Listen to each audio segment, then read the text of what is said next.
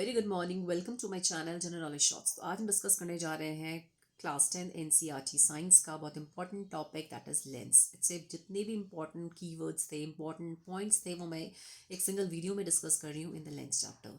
तो so we know that we have two type of lens, one is a convex lens, one is a concave lens. जो पहली वाली lens है वो है कॉन्वेक्स लेंस।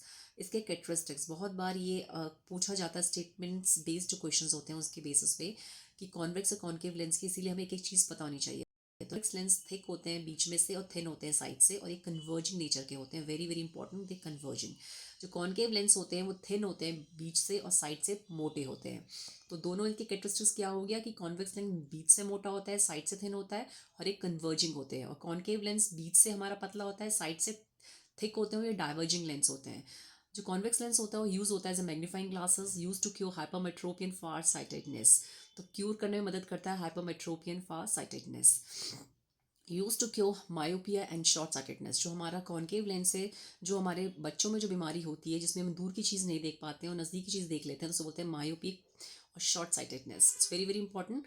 तो इसको बीमारी को क्योर करने के लिए कॉन्केव लेंस का यूज़ किया जाता है। तो ये कुछ इंपॉर्टेंट स्टेटमेंट बेस्ड क्वेश्चन के लिए जो इंपॉर्टेंट डिफरेंस था between the concave and convex lens. Next we are moving towards the magnifications, जिससे इंपॉर्टेंट क्वेश्चंस बनते हैं पेपर के अंदर। तो मैग्निफिकेशन की जो हम फॉर्मूला होता है वो होता है distance of image upon distance of object, v upon u for the magnification of lens. ये लेंस के लिए है, v upon u distance of image upon distance of object. दूसरी बात, मैग्निफिकेशन पॉजिटिव कब किस केस में होता है? For concave lens. Concave lens का जो मैग्निफिकेशन है वो हमेशा पॉजिटिव होता है, ये पूछा जाता है पेपर के अंदर।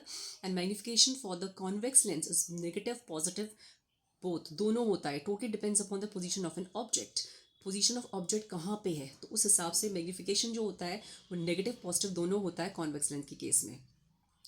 अब हम ये समझ लेते हैं कि मैग्निफिकेशन अगर हमारा ग्रेटर देन 1 है तो इमेज क्या बनेगी। पूछा जाता है कि अगर मैग्निफिकेशन ग्रेटर देन 1 है तो इमेज इनलार्ज बनती है। अगर मैग्निफिकेशन हमारा छोटा है 1 से तो डिमिनिश इमेज बनती है। अगर मैग्निफिकेशन बराबर है 1 के तो equal to size of object बनती है। तो this is very very important. Magnification किस केस में इनलार्ज इमेज, किस केस में डिमिनिश इमेज, किस केस में equal to the size of object. Now अगर मैग्निफिकेशन हमारा ग्रेटर देन 1 है, मीन्स अगर मैग्निफिकेशन लेस देन 1 है और ग्रेटर देन 0 है, तो हमेशा याद रखना पॉजिटिव। इसका मतलब ये होता है कि अगर मैग्निफिकेशन हमारा पॉजिटिव है तो इसमें हमेशा इमेज कैसी बनेगी?